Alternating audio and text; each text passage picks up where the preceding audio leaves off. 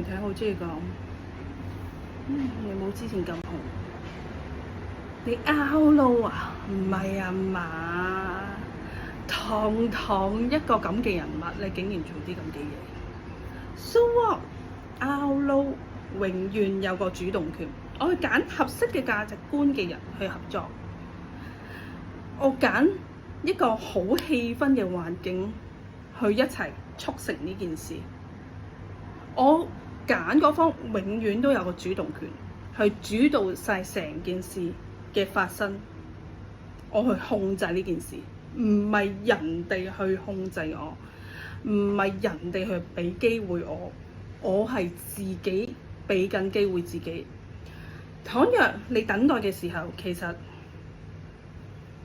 你失去咗個主導權，你會好焦慮啦，好緊張啦，有時會能量好唔穩定啦。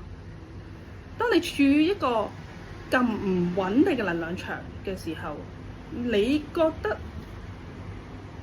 你會促成到一件好事發生咩？嗱，所有願望咧都係要喺最高興奮原則實現嘅。今次嘅提示係咁多。